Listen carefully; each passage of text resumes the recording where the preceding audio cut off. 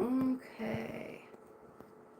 We have to fart about for a minute now because as soon as I decided to go live, the camera decided it was going to flip direction and it didn't want to allow me to go back into advanced settings and change the orientation.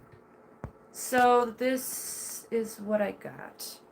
That's a real bummer because this thing likes to move on me. But hey Jess, grand rising to you as well. How's my sound from my phone? Because I brought my headphones and I can plug them in so I have a mic, but I thought I'd read outside today because we've got snow. And it's not too bad. It's quite a pretty day, really. I don't look so great. The sunlight shows the wrinkles, darling. But what are you gonna do? Do you think it sounds good enough to read?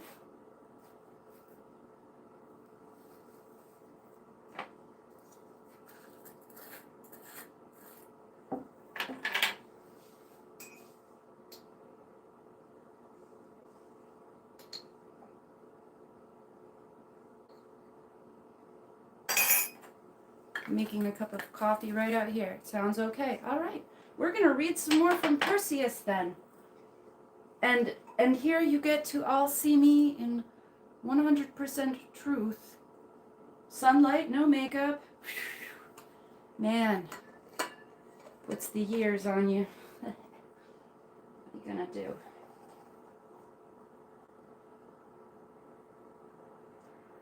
But this is a super great setup right now because we've got several kinds of heaters out here on the front porch now. Here, how about some music, Bucks? While we all get set up, I'm gonna chill and chatter for a minute while I get set up to see if we get any more people who'd like to join us for Storytime Live. I might let my hair down too because I feel so paranoid out here like this. I feel like the camera and the sunlight shows everything. Oh, great. Jess, I'm sorry. I didn't know if you were a male or a female. In the first place, sometimes I don't, and I just try to address people by their personality. Say hello to wifey for me, and I hope she enjoys. Almost done getting my coffee cup all prepped and ready. That's going to get cold quite quickly, so I may take some breaks while I'm reading to actually enjoy some of the coffee while it is still hot. But we'll chatter, as I so often do. Do a lot of chattering. Hi, Shadow and Light. Nice to see you in my chat. I'll slap some blue on you later after the stream. I don't know how to do it from my phone while a stream is going. Super Cal, all right.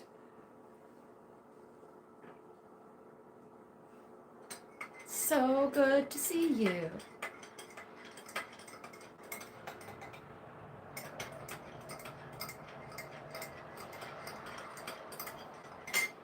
Okay, let's test our cup and see how it turned out.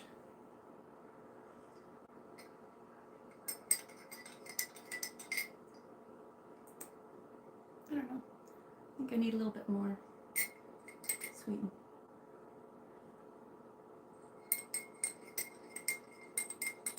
No, we're going to call it good. I'm going to begin a cigarette.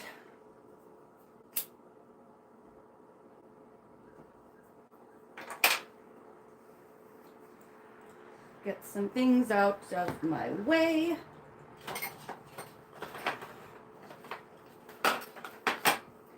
And off we go into Storytime Adventures. I could wait a few more minutes if y'all think.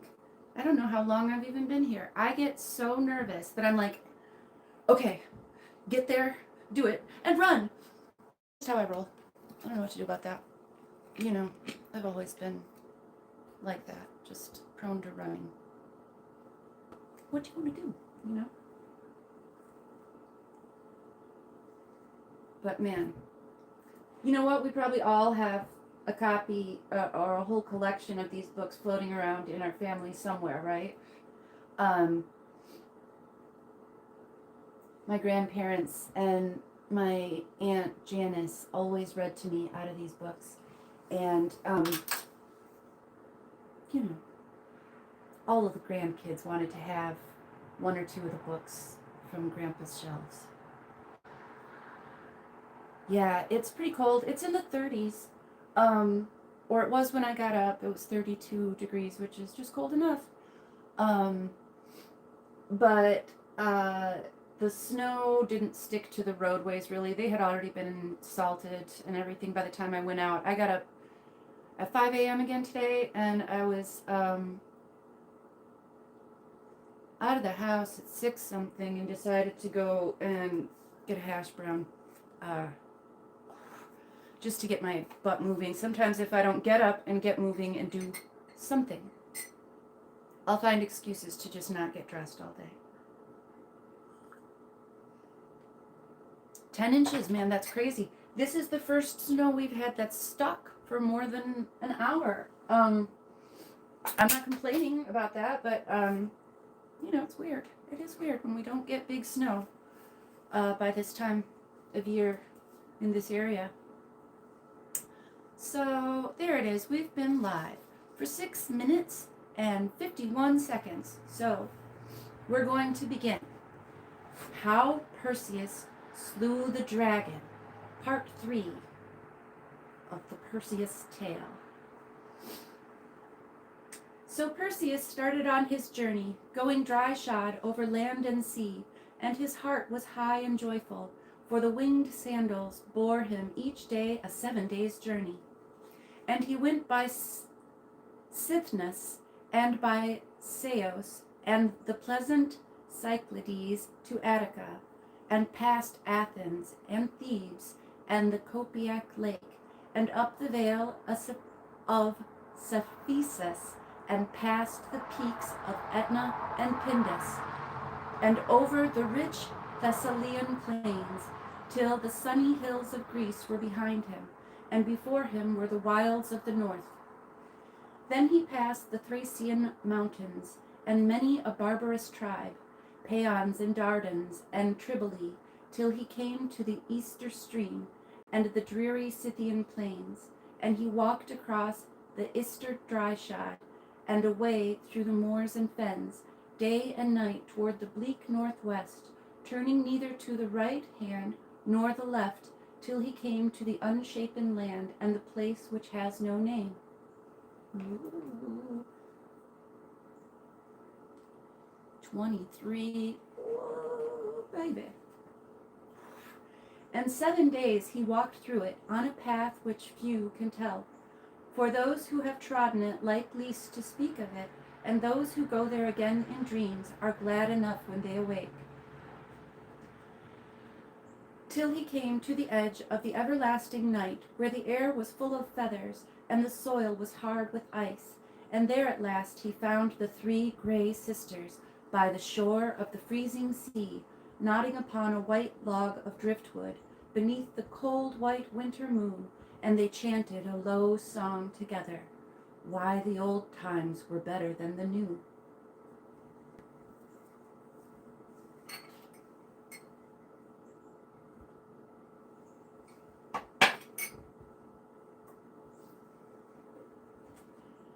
There was no living thing around them, not a fly, not a moss upon the rocks, neither seal nor seagull dare come near, lest the ice should clutch them in its claws. The surge broke up in foam, but it fell again in flakes of snow, and it frosted the hair of the 3 gray sisters, and the bones in the ice cliff above their heads. They passed the eye from one to the other, but for all that they could not see, and they passed the tooth from one to the other, but for all that they could not eat. And they sat in the full glare of the moon, but they were none the warmer for her beams. And Perseus pitied the gray sisters, but they did not pity themselves. And he said, O venerable mothers, wisdom is the daughter of old age. You, therefore, should know many things. Tell me, if you can, the path of the Gorgon. Sorry. Then one cried, Who is this who reproaches us with old age? And another, This is the voice of one of the children of men. And he, I do not reproach, but honor your old age, and I am one of the sons of men and of the heroes. The rulers of Olympus have sent me to you to ask the way to the Gorgon. Then one, There are new rulers in Olympus, and all new things are bad. And another, We hate your rulers, and the heroes, and all the children of men. We are the kindred of the Titans, and the giants, and the Gorgons, and the ancient monsters of the deep. And another, Who is this rash and insolent man who pushes unbidden into our world? And the first, There never was such a world as ours, nor will be. If we let him see it, he will spoil it all. Then one cried, Give me the eye, that I may see him. And another, Give me the tooth, that I may bite him. But Perseus, when he saw that they were foolish and proud, and did not love the children of men, left off pitying them, and said to himself, Hungry men must needs be hasty. If I stay making many words here, I shall be starved. Then he stepped close to them, and watched till they passed the eye from one hand to hand. And as they groped about between themselves, he held out his own hand gently, till one of them put the eye into it, fancying that it was the hand of her sister. Then he sprang back and laughed and cried, Cruel and proud old women, I have your eye, and I will throw it into the sea unless you tell me the path to the Gorgon, and swear to me that you tell me right. Clever boy. Then they wept. Oops, where'd it go? Then they wept, chattered, and scolded, but in vain. They were forced to tell the truth, though Perseus could hardly make out the road. You must go, they said, foolish boy, to the southward, into the ugly glare of the sun, till you come to Atlas the giant, who holds the heaven and the earth apart. And you must ask his daughters, the Hesperides, who are young and foolish like yourself, and now give us back our eye, for we have forgotten all the rest. So Perseus gave them back their eye, but instead of using it, they nodded and fell fast asleep, and were turned into blocks of ice, till the tide came up and washed them all away. And now they float up and down like icebergs forever, weeping whenever they meet with the sunshine, and the fruitful summer, and the warm south wind, which fills young hearts with joy. I'm going to move my heater just a tiny bit. You stay right there, book, and don't lose your page.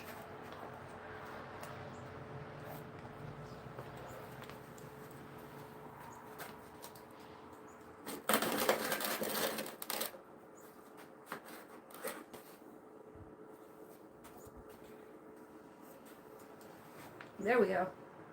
Oh yeah, that's a little better.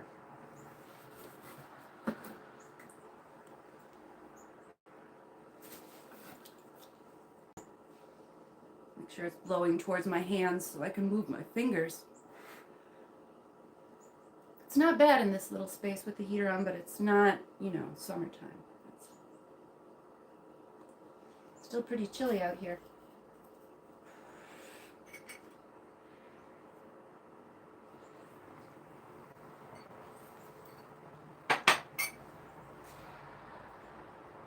Looks like it's barely snowing now. Okay, so where were we? Back to the story. But Perseus leaped away to the southward, leaving the snow and the ice behind, past the Isle of the Hyperboreans and the Tin Isles, and the long Iberian shore, while the sun rose higher day by day upon a bright blue summer sea, and the terns and the seagulls swept laughing round his head, and called to him to stop and play, and the dolphins gamboled up as he passed, and offered to carry him on their backs. And all night long the sea nymphs sang sweetly, and the tritons blew upon their conches.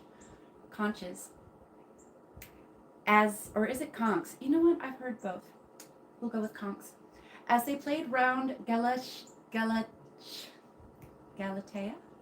their queen, in her car of pearled shells, day by day the sun rose higher and leaped more swiftly into the sea at night and more swiftly out of the sea at dawn, while Perseus skimmed over the billows like a seagull, and his feet were never wetted, and leapt from wave to wave, and his limbs were never weary, till he saw far away a mighty mountain all rose red in the setting sun. Its feet were wrapped in forests, and its head in wreaths of cloud, and Perseus knew that it was Atlas who holds the heavens and the earth apart. He came to the mountain and leapt on shore, and wandered upward among pleasant valleys and waterfalls, and tall trees and strange ferns and flowers, but there was no smoke rising from any glen nor house, nor sign of man. At last he heard sweet voices singing, and he guessed that he was come to the garden of the nymphs, the daughters of the evening star. They sang like nightingales among the thickets, and Perseus stopped to hear their song, but the words which they spoke he could not understand. No, nor no man after him, for many 100 years. So he stepped forward, and saw them dancing, hand in hand around the charmed tree, which bent under its golden fruit, and round the tree foot was coiled the dragon, old Ladon, the sleepless snake, who lies there forever, listening to the song of the maidens, blinking and watching with dry, bright eyes.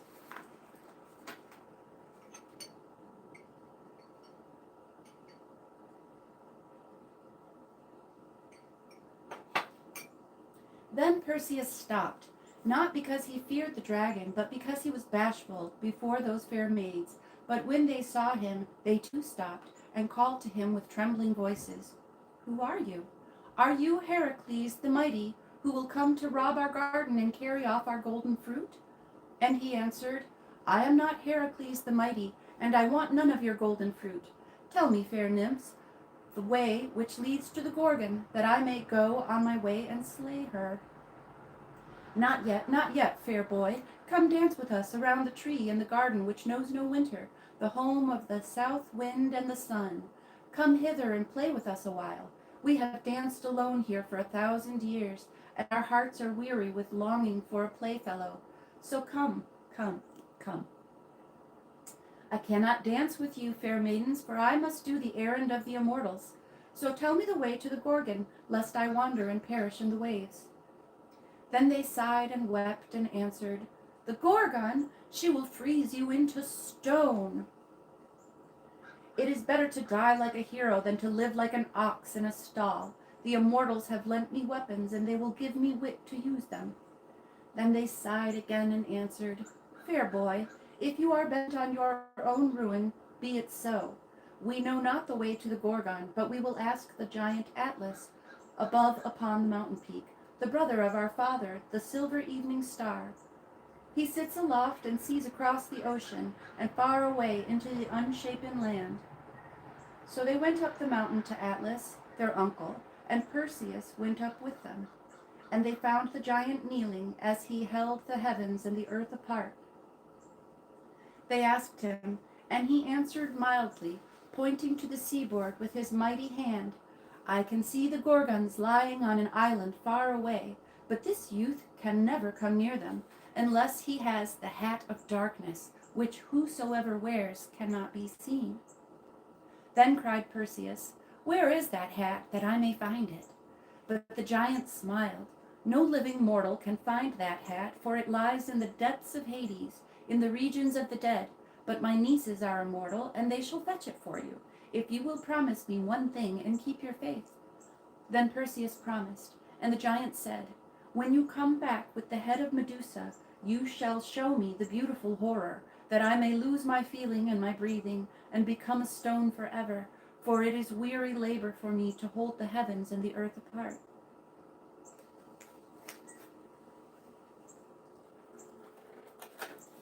Come here. Just a little closer. It's just missing my hands. There we go. That's sad. Then Perseus promised, and the eldest of the nymphs went down and into a dark cavern among the cliffs, out of which came smoke and thunder, for it was one of the mouths of hell.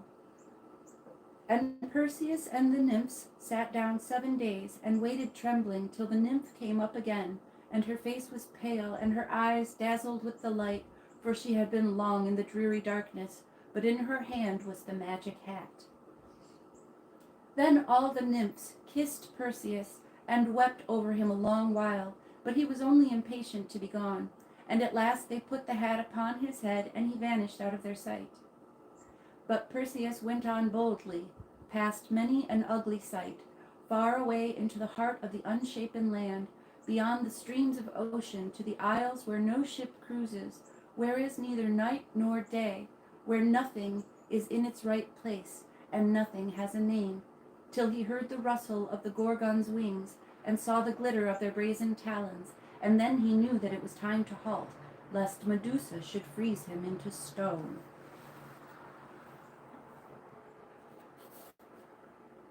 You know what?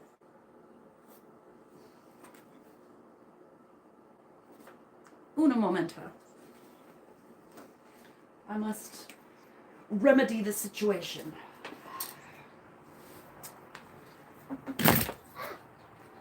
Don't move, phone.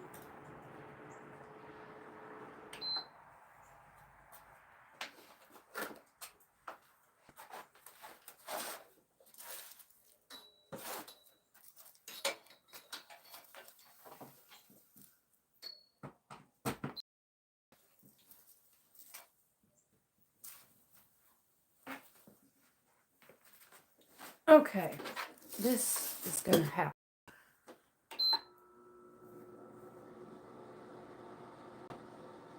Now we're cooking.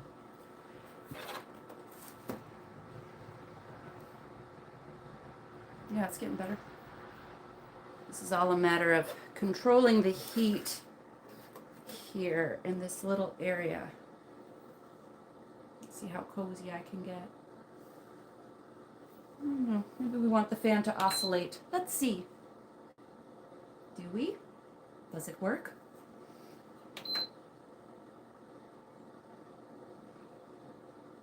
It seems it doesn't oscillate anymore.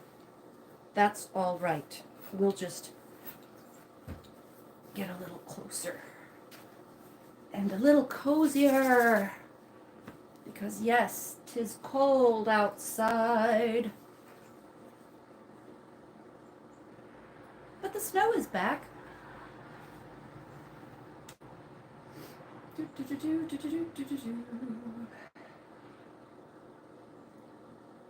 He thought a while with himself and remembered Athena's words. He rose aloft into the air and held the mirror of the shield above his head and looked up into that he might see all that was below him. And he saw the 3 Gorgons sleeping, as huge as elephants. He knew that they could not see him because the hat of darkness hid him, and yet he trembled as he sank down near them, so terrible were those brazen claws. 2 of the Gorgons were foul as swine, and lay sleeping heavily as swine sleep, with their mighty wings outspread. But Medusa tossed to and fro restlessly. As she tossed, Perseus pitied her. She looked so fair and sad. Her plumage was like the rainbow, and her face was like the face of a nymph, only her eyebrows were knit, and her lips clenched with everlasting care and pain. And her long neck gleamed so white in the mirror that Perseus had not the heart to strike, and said, "Ah, that it had been either of her sisters." But as he looked from among her tresses, the vipers' heads awoke, and peeped up with their bright dry eyes, and showed their fangs and hissed. And Medusa, as she tossed, threw back her wings and showed her brazen claws, and Perseus saw that, for all her beauty, she was as foul and venomous as the rest.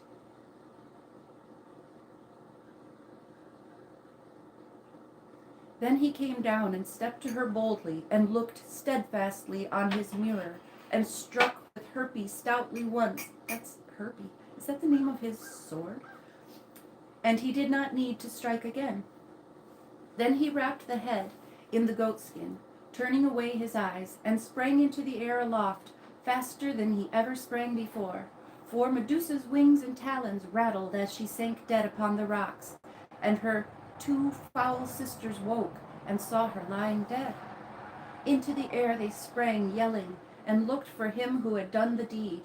Thrice they swung round and round like hawks who beat for a partridge, and thrice they snuffed round and round like hounds who drew upon a deer. At last they struck upon the scent of the blood, and they checked for a moment to make sure, and then on they rushed with a fearful howl, while the wind rattled hoarse in their wings. On they rushed, sweeping and flapping like eagles after a hare, and Perseus's blood ran cold, for all his courage, as he saw them come howling on his track, and he cried, "Bear me well now, brave sandals, for the hounds of death are at my heels." And well the brave sandals bore him, aloft through cloud and sunshine, across the shoreless sea, and fast followed the hounds of death, as the roar of their wings came down the wind.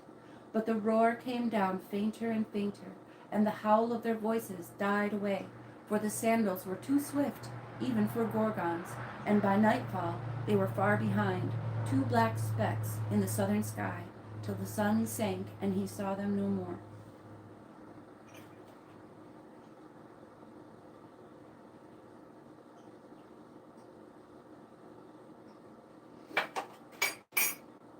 Then he came again to Atlas and the garden of the nymphs, and when the giant heard him coming, he groaned and said, "Fulfill thy promise to me."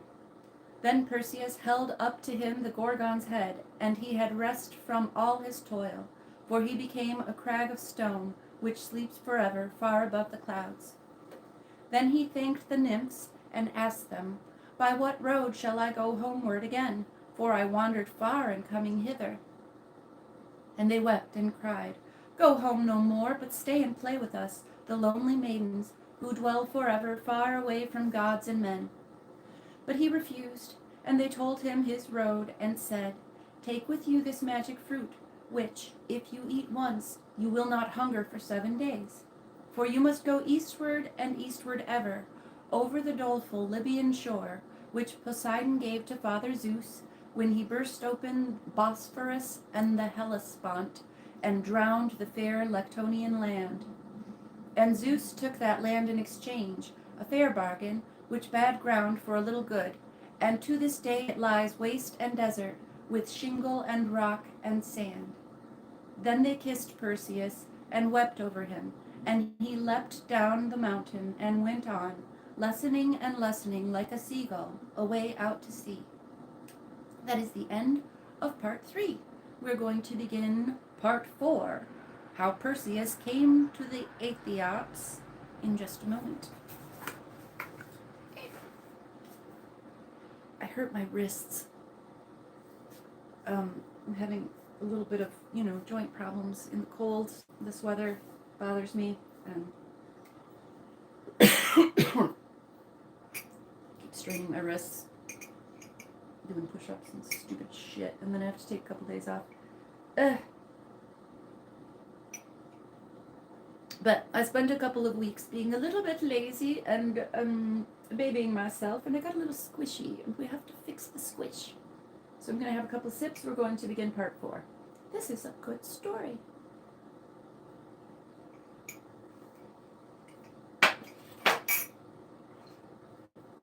Oh, that really hurts.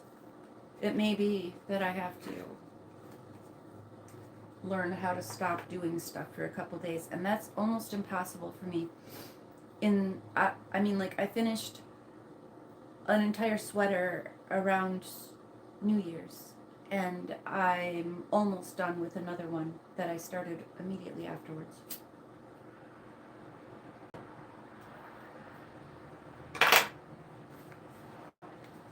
And that'll strain the wrists as well. Part 4. How Perseus came to the Aethiops. I don't know if I'm saying that one right either. Apologies again for my American upbringing. So Perseus flitted onward to the northeast over many a league of sea, till he came to the rolling sandhills and the dreary Libyan shore. And he flitted on across the desert over rock ledges and banks of shingle and level wastes of sand, and shell drifts bleaching in the sunshine, and the skeletons of great sea monsters and dead bones of ancient giants strewn up and down upon the old sea floor. And as he went, the blood drops fell to the earth from the Gorgon's head and became poisonous asps and adders, which breed in the desert to this day. Over the sands he went. He never knew how far or how long, feeding on the fruit which the nymphs had given him, till he saw the hills of the Scylli and the dwarfs who fought with cranes. Their spears were of reeds and rushes, and their houses of the eggshells of the cranes. And Perseus went his way to the northeast, the Mediterranean sparkling, that he might fly across it to his home. But now came down a mighty wind, and swept him back southward towards the desert. All day long he strove against it, but even the winged sandals could not prevail. So he was forced to float down the wind all night. And when the morning dawned, there was nothing to be seen, save the same old hateful waste of sand. And out of the north the sandstorms rushed upon him, blood-red pillars and wreaths, blotting out the noonday sun, and Perseus fled before them, lest he should be choked by the burning dust. At last the gale fell calm, and he tried to go northward again, but again came down the sandstorms, and swept him back into the waste. And then all was calm and cloudless as before. 7 days he strove against the storms, and 7 days he was driven back, till he was spent with thirst and hunger, and his tongue clove to the roof of his mouth. Here and there he fancied that he saw a fair lake, and the sunbeams shining on the water, but when he came to it, it vanished at his feet, and there was naught but burning sand.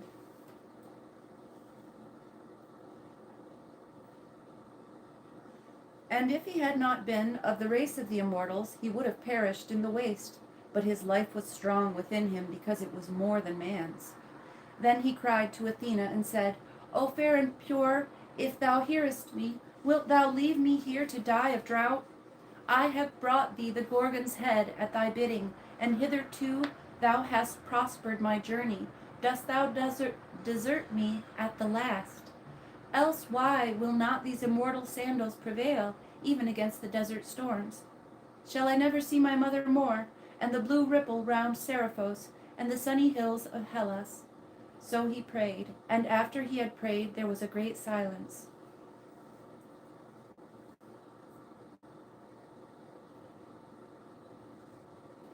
The heaven was still above his head, and the sand was still beneath his feet.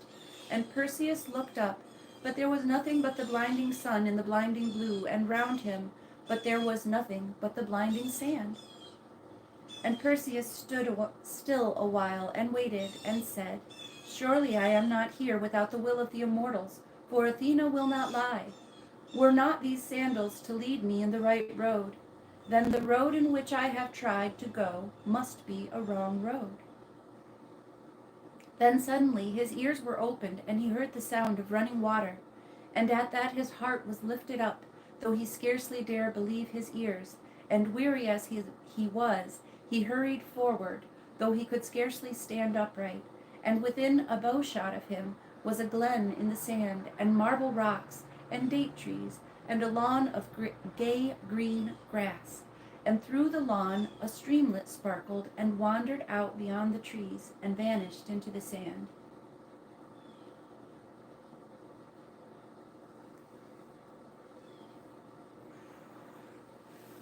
The water trickled among the rocks, and a pleasant breeze rustled in the dry date branches. And Perseus laughed for joy, and leapt down the cliff, and drank of the cool water, and ate of the dates, and slept upon the turf, and leapt up and went forward again, but not toward the north this time, for he said, Surely Athena has sent me hither, and will not have me go homeward yet. What if there be another noble deed to be done before I see the sunny hills of Hellas? What was that? something just flew down and got me. I don't know what it was. I don't know. Maybe you'll see it. I don't know what could be alive out here right now. It's cold.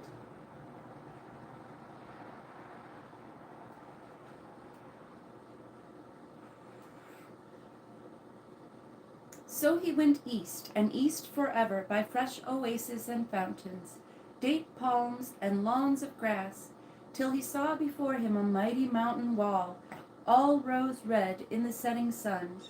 Then he towered in the air like an eagle, for his limbs were strong again, and he flew all night across the mountain till the day began to dawn, and rosy-fingered Eos came blushing up the sky. And then, behold, beneath him was the long green gardens of Egypt and the shining stream of Nile.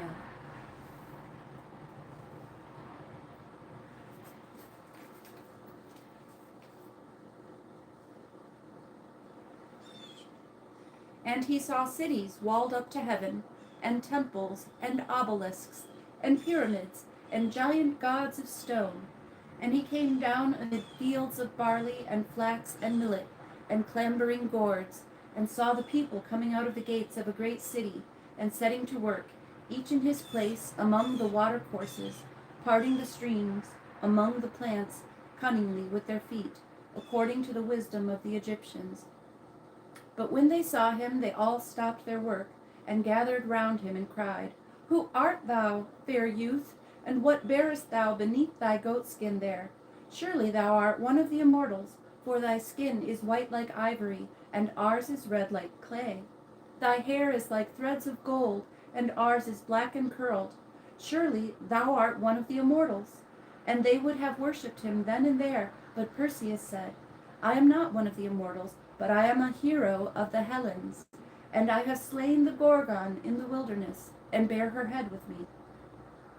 Give me food, therefore, that I may go forward and finish my work.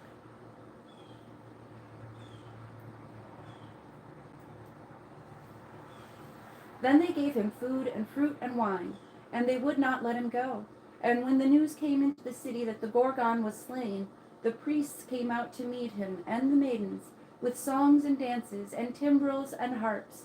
And they would have brought him to the temple and to their king, but Perseus put on the hat of darkness, and vanished away out of their sight.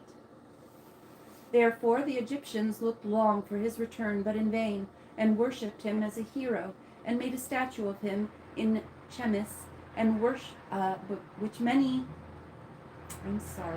They made a statue of him in Chemis, which stood for many 100 years, and they said that he appeared to them at times with sandals a cubit long, and that whenever he appeared, the season was fruitful, and the Nile rose high that year.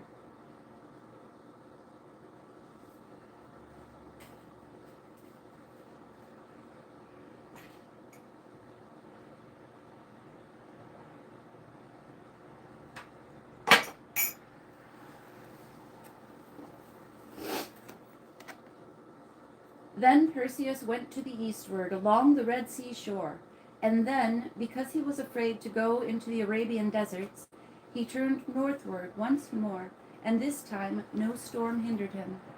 He went past the that one will make you lisp, Isthmus, and Mount Cassius, and the vast Serbonian bog, and up the shore of Palestine, where the dark-faced Ethiops dwelt. He flew on past pleasant hills and valleys like Argos itself, or Lacedaemon, or the fair vale of Tempe. But the lowlands were all drowned by floods, and the highlands blasted by fire, and the hills heaved like a bubbling cauldron before the wrath of King Poseidon, the shaker of the earth. And Perseus feared to go inland, but flew along the shore above the sea, and he went on all the day, and the sky was black with smoke, and he went on all the night, and the sky was red with flame.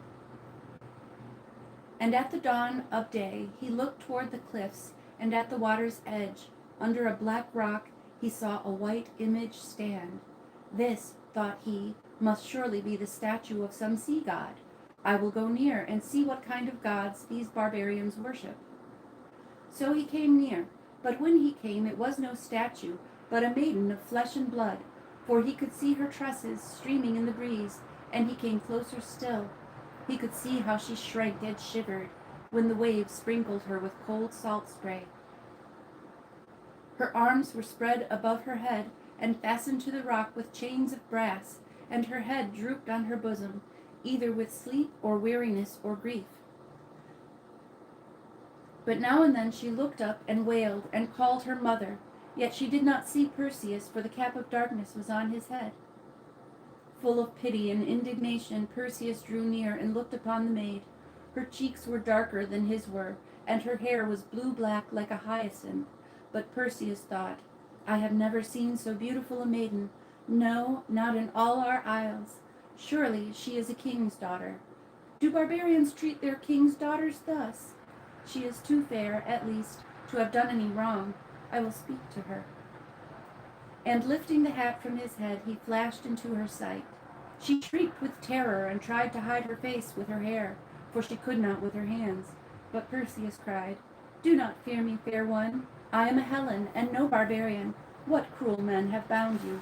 But first I will set you free. And he tore at the fetters, but they were too strong for him.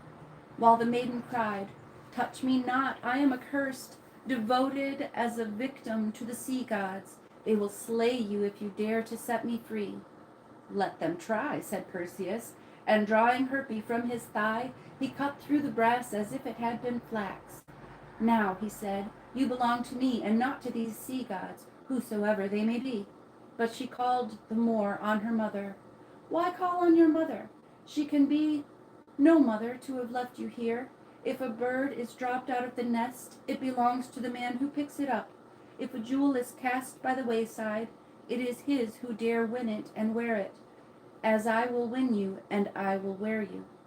I know now why Pallas Athena sent me hither. She sent me to gain a prize worth all my toil and more. And he clasped her in his arms and cried, Where are these sea gods, cruel and unjust, who doom fair maids to death? I carry the weapon of the immortals. Let them measure their strength against mine. But tell me, maiden, who are you, and what dark fate brought you here? And she answered, weeping, I am the daughter of Cepheus, king of Iopa, and my mother is Cassiopeia of the beautiful tresses, and they call me Andromeda, as long as life was mine. And I stand bound here, hapless that I am, for the sea monster's food, to atone for my mother's sin, for she boasted of me once that I was fairer than Atergatis, queen of the fishes. So she in her wrath sent the sea floods, and her brother, the fire king, sent the earthquakes, and wasted all the land. And after the floods, a monster bred of the slime, who devours all living things. And now he must devour me, guiltless though I am, me who never harmed a living thing, nor saw a fish upon the shore, but I gave it life, and threw it back into the sea. For in our land we eat no fish, for fear of Atergatis, their queen. Yet the priests say that nothing but my blood can atone for a sin which I never committed. But Perseus laughed and said, A sea monster? I have fought with worse than him. I would have faced immortals for your sake. How much more a beast of the sea? Then Andromeda looked up at him, and new hope was kindled in her breast. So proud and fair did he stand, with one hand round her, and in the other the glittering sword. But she only sighed and wept the more and cried, Why will you die, young as you are? Is there not death and sorrow enough in the world already? It is noble for me to die, that I may save the lives of a whole people.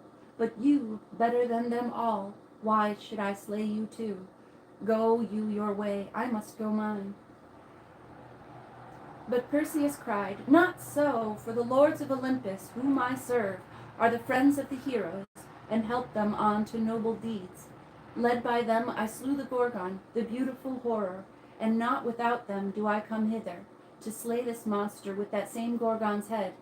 Yet hide your eyes when I leave you, lest the sight of it freeze you too to stone. But the maiden answered nothing, for she could not believe his words. And then, suddenly looking up, she pointed to the sea and shrieked, There he comes with the sunrise, as they promised. I must die now. How shall I endure it? Oh, go, It is not dreadful enough to be torn piecemeal without having you to look on." And she tried to thrust him away.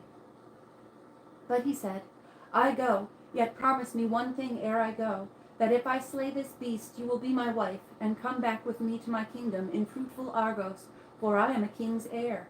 Promise me, and seal it with a kiss." Then she lifted up her face and kissed him, and Perseus laughed for joy and flew upward, while Andromeda crouched trembling on the rock, waiting for what might befall.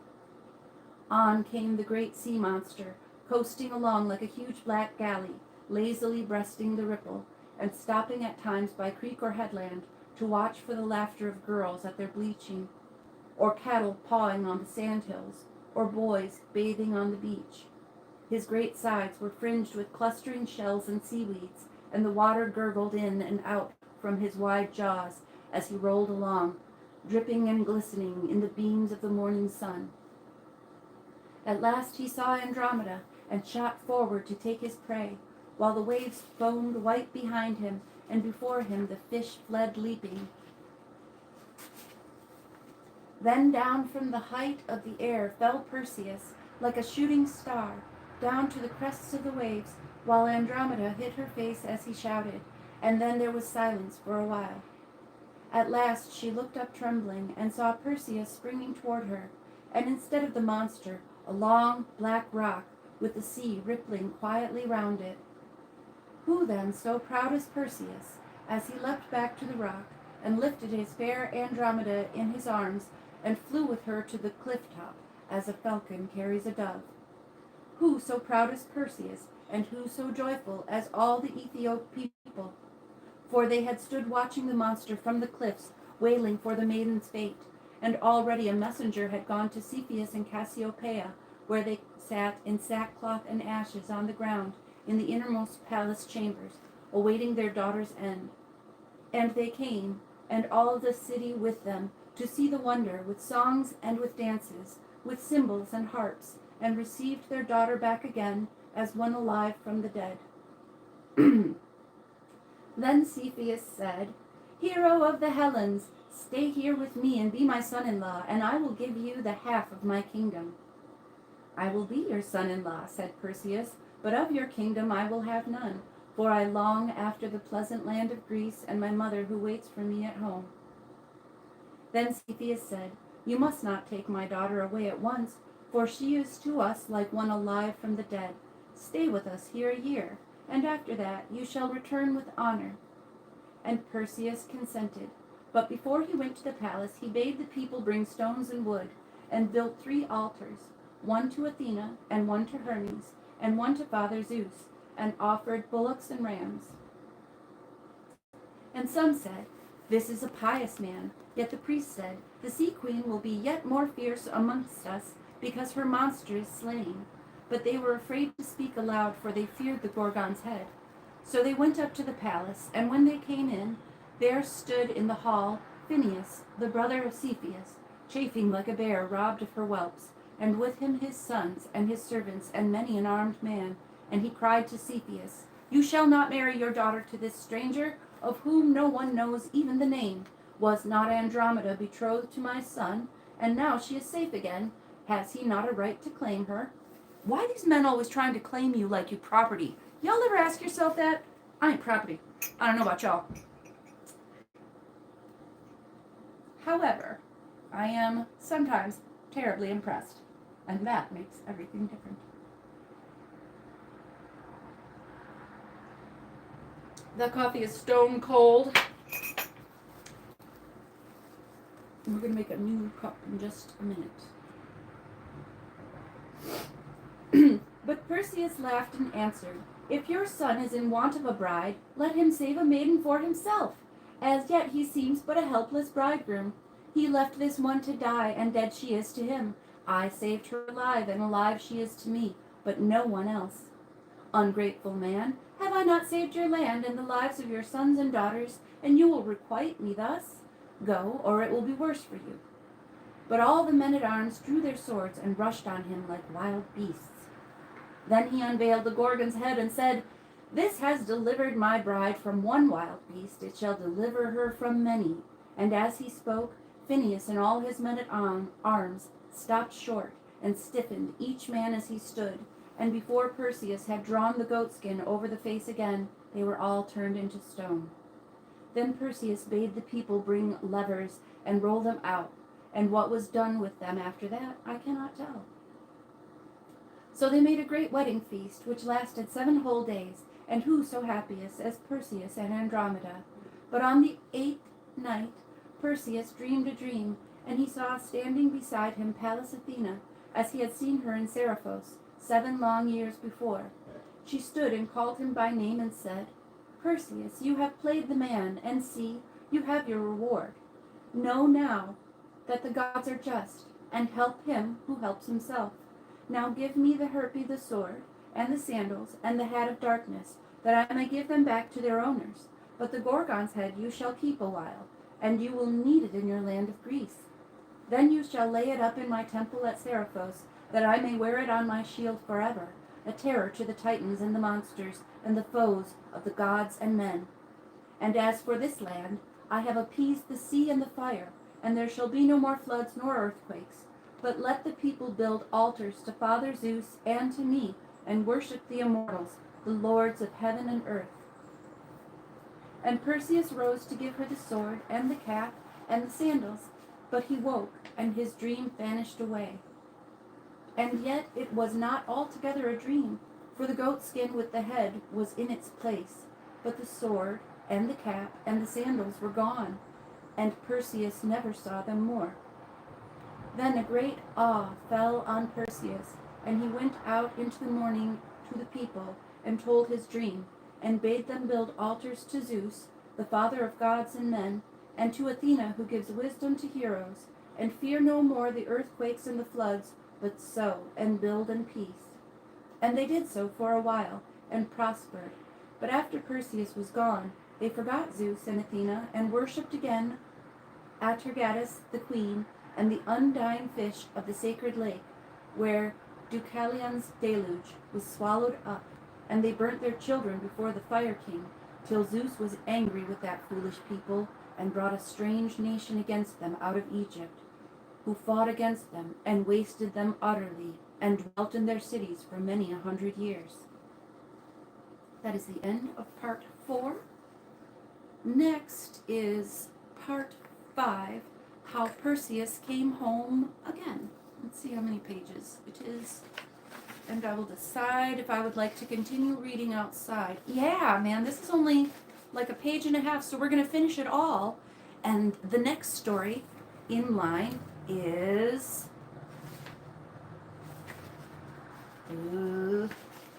The Argonauts, and we all want to hear that one. Oh boy! Okay. I'm not even going to make another cup of coffee. I'm just going to keep reading and get Perseus finished so I can go inside. It is a bit chilly. Part 5. How Perseus came home again. And when a year was ended, Perseus hired Phoenicians from Tyre, and cut down cedars, and built himself a noble galley, and painted its cheeks with vermilion, and pitched its sides with pitch, and in it he put Andromeda, and all her dowry of jewels, and rich shawls, and spices from the east. And great was the weeping when they rode away. But the remembrance of his brave deed was left behind, and Andromeda's rock was shown at Joppa in Palestine, till more than 1,000 years were past. See, my nose is starting to run. One more smoke out here. Oh, mother trucker. It's too cold.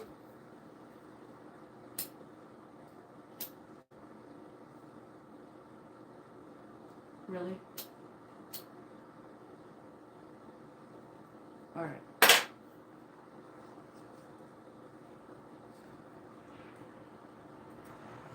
So Perseus and the Phoenicians rode to the westward, across the Sea of Crete, till they came to the blue Aegean and the pleasant isles of Hellas and Seriphos, his ancient home.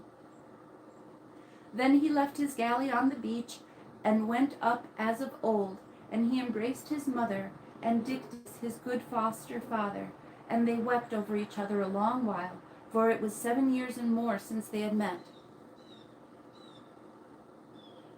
Then Perseus went out and up to the hall of Polydectes, and underneath the goatskin he bore the Gorgon's head. And when he came into the hall, Polydectes sat at the table head, and all his nobles and landowners on either side, each according to his rank, feasting on the fish and the goat flesh, and drinking the blood-red wine. The harpers harped, and the revelers shouted, and the wine cups rang merrily as they passed from hand to hand, and great was the noise in the hall of Polydectes. Then Perseus stood upon the threshold and called to the king by name. But none of the guests knew Perseus, for he was changed by his long journey. He had gone out a boy, and he was come home a hero. His eye shone like an eagle's, and his beard was like a lion's beard, and he stood up like a wild bull in his pride. But Polydectes the wicked knew him, and hardened his heart still more, and scornfully he called, "Ah, foundling, have you found it more easy to promise than to fulfill? Those whom the gods help fulfill their promises, and those who despise them reap as they have sown. Behold the Gorgon's head!" Then Perseus drew back the goatskin and held aloft the Gorgon's head.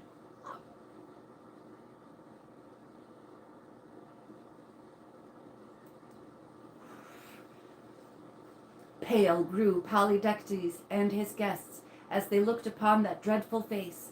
They tried to rise up from their seats, but from their seats they never rose, but stiffened, each man where he sat, into a ring of cold gray stones.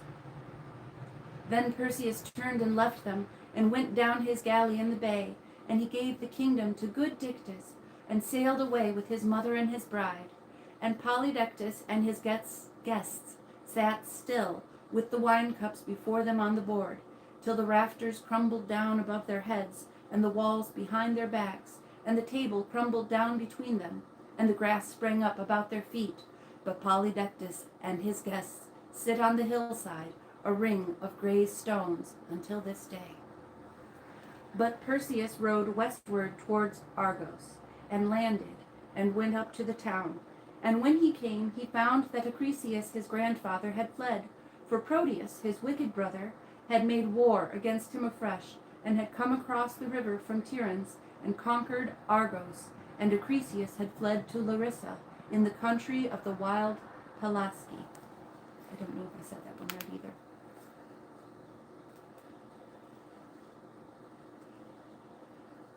Then Perseus called the Argives together, and told them who he was, and all the noble deeds which he had done. And all the nobles and the yeomen made him king, for they saw that he had a royal heart, and they fought with him against Argos, and took it, and killed Proteus, and made the Cyclops serve them, and build them walls around Argos, like the walls which they had built at Tiryns.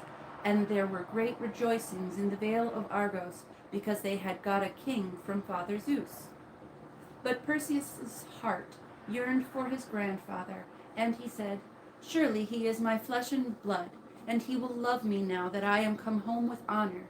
I will go and find him, and bring him home, and we will reign together in peace." So Perseus sailed away with his Phoenicians, round Hydria and Sunium, past Marathon and the Attic shore, and through Euripus, and up the long Euboean Sea, till he came to the town of Larissa, where the wild Pelasgi dwelt. And when he came there, all the people were in the fields, and there was feasting, and all kinds of games, for Teutomenes, their king, wished to honor Acrisius, because he was the king of a mighty land.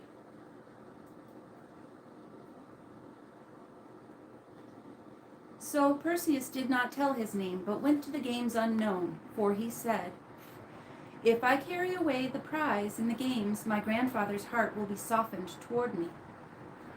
So he threw off his helmet and his cuirass and all his clothes, and stood among the youths of Larissa, while all wondered and said, "Who is this stranger who stands like a wild bull in his pride? Surely he is one of the heroes, sons of the immortals from Olympus." And when the games began, they wondered yet more, for Perseus was the best man of all at running and leaping and wrestling and throwing the javelin, and he won 4 crowns and took them, and then he said to himself, "There is a 5th crown yet to be won. I will win that and lay them all upon the knees of my grandfather."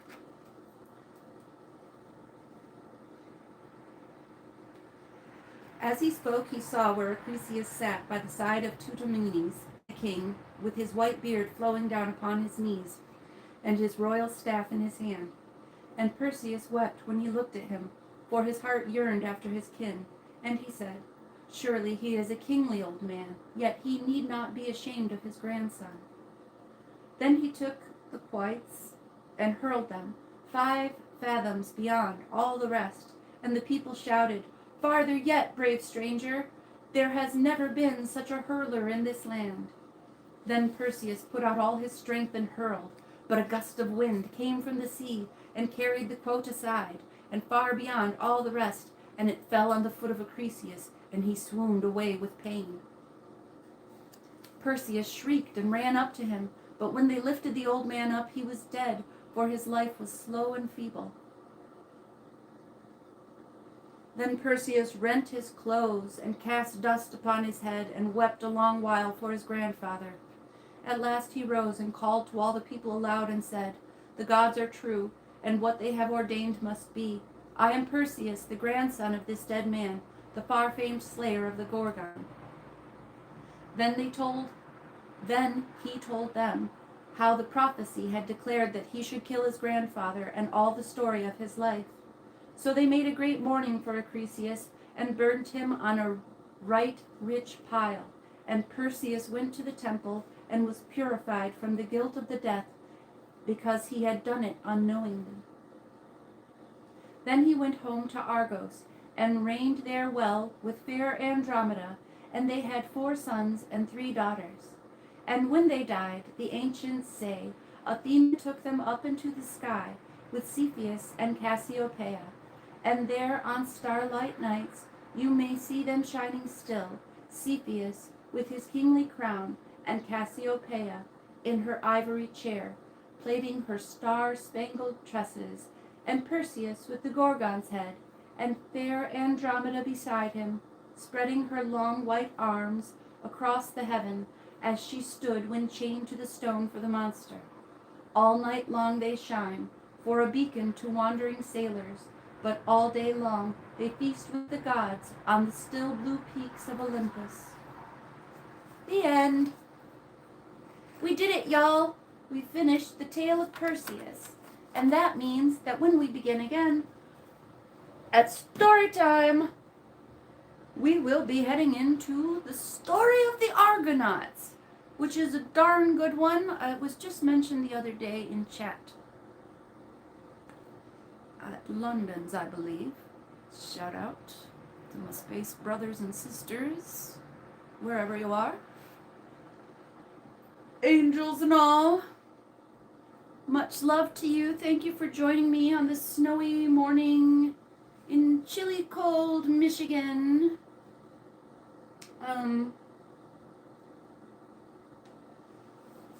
I know that I will see you all around because it's cold and my little car doesn't like the snow and the wind, so we're going to stay home and read stories.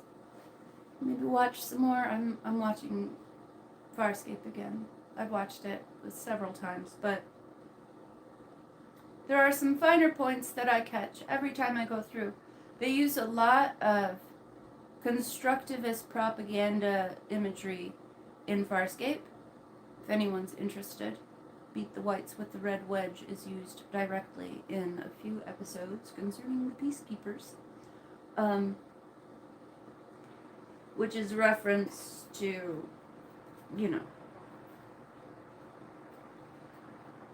the czars and all that stuff. Happy enjoyment for me. I like looking at that stuff. I'm just babbling now, so I will say good day to you.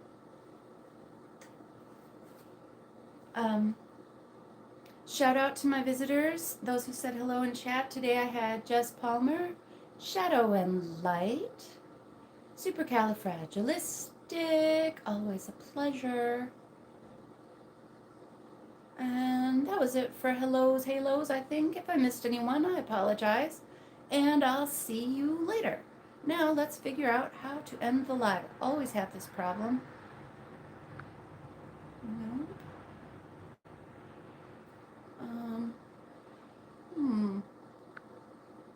Yes, I got it. I want to stop streaming. Thank you, YouTube. Bye.